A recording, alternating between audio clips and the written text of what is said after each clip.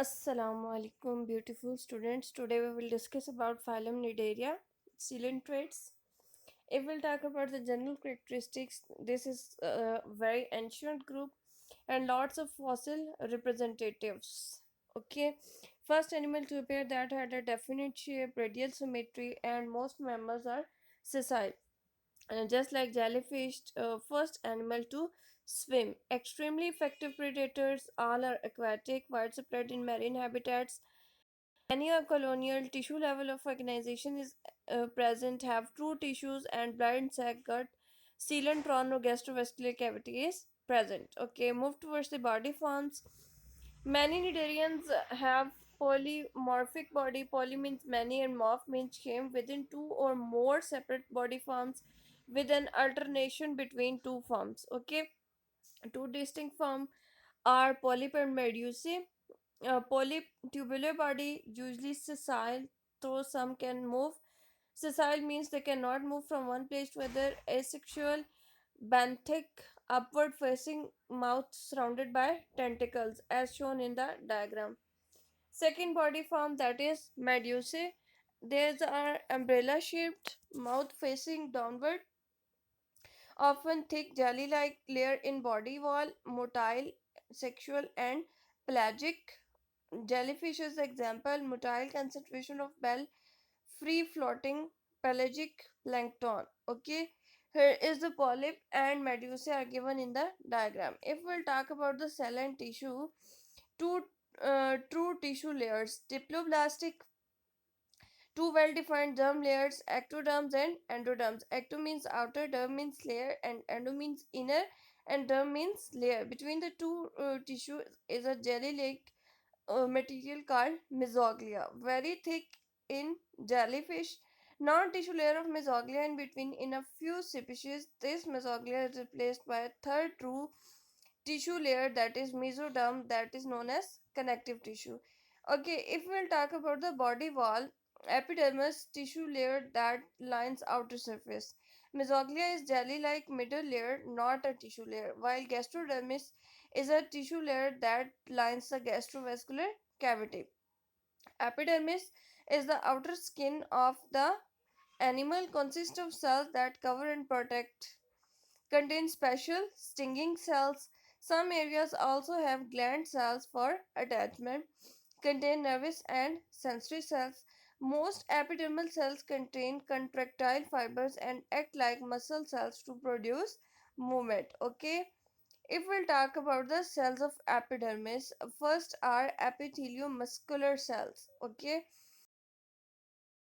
cover tall, T-shaped columnar cells, base elongated with myofibrils and muscular contractions are present.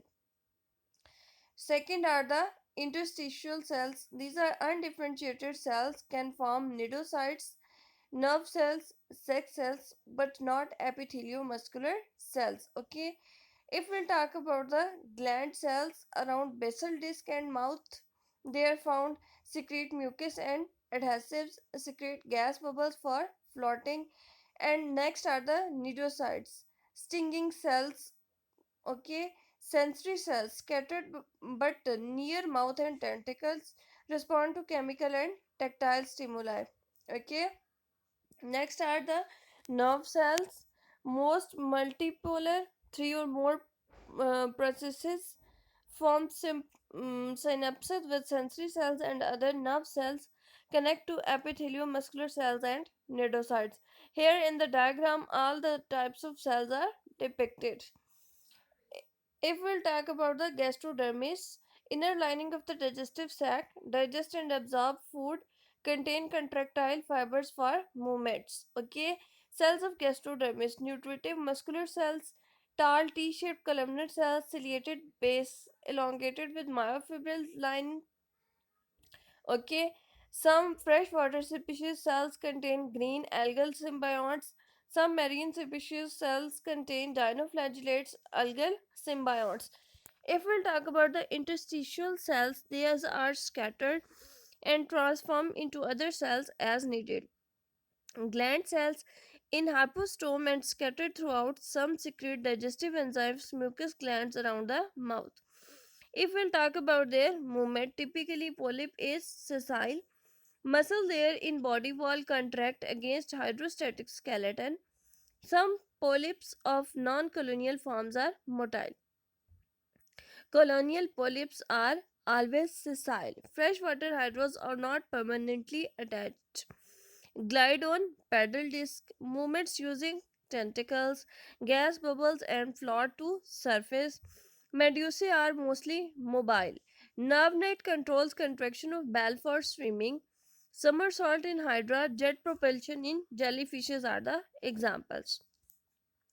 If we'll talk about their feeding and digestion, all are carnivores, that is, they feed on other animals. Most species have one or more rings of tentacles surrounding mouth, armed with cnidaria. Okay, a process of feeding. Tentacles sting prey with nematocysts. First is the step in which tentacles sting prey with nematocysts. Tentacles grab prey, prey pulled into mouth, prey stuffed into gastrovascular cavity. Gastrovascular cavity makes enzymes, extracellular digestion, undigested food sent out through the mouth. Okay. If we'll talk about the stinging cells or cnidocytes, characteristics feature of the phylum used for feeding and defense. Inside each cell is a harpoon-like nematocyst, highly coiled tubular thread contained within a capsule like organelle and trigger like nidocele, tactile trigger. When triggered, can fire in a fraction for a second. Discharge due to high osmotic pressure, each cell operates independently, can differentiate between animate and inanimate objects. Okay, most are not harmful to humans. For example, sea anemone, but a few are very painful, just like a Portuguese Man of War and some corals. Do you know about the Portuguese Man of War? Actually, it is the animal who involves in the war. That's why it is named as Portuguese Man of War. It is the reason for death of many variants, so it is known as Portuguese. A few can be fatal. Cubomedusae, box jellies. Okay, here is the defense mechanism. Nitrosites on the epidermis of tentacles. Firstly, trigger operculum closed and coiled thread-like tube is present. Okay, explosion of the nidoblasts occur. Operculum open and it captures the prey. Tentacles capture, and here all the process goes. Digestive system. Incomplete digestive tract, there is no anus. Single opening mouth is present, mouth that opens into a sac-like cavity. Digestion mostly extracellular but some intracellular. Most are predatory. Nitrosites to capture and paralyze prey. Use tentacles to move prey towards the mouth. Engulf prey with mouth. Inside gastrovascular cavity, gland cells secrete digestive enzymes. Nutritive muscular cells take in particles by pseudopodia. Pseudo means false and podia means feeds. Indigestible material is expelled through the mouth. Here we come with the coordination and control. There is no head, no cephalization, no central nervous system, very simple nervous system, no brain, no nerve duct. Okay, mostly for coordinating contractions in body. Diffuse network of nerve fibers connect to sensory cells, cnidocytes, epithelial muscular cells, and nutritive muscular cells. Polyp, simple sensory cells scattered in epidermis and have medusae, cluster of sense organs known as rophalium. At margins of bell, often between lapids, are present.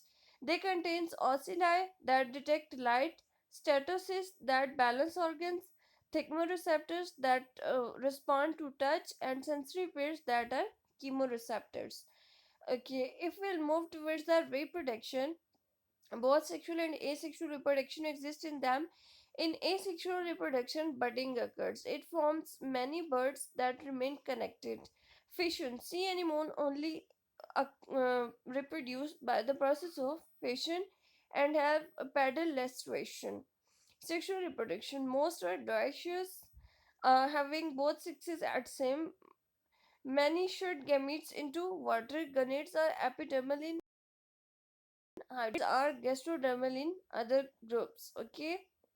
Marine species Planula. In many members of the group, there is an alternation of generation between polyp, which reproduces asexually, and the medusae, which reproduces sexually.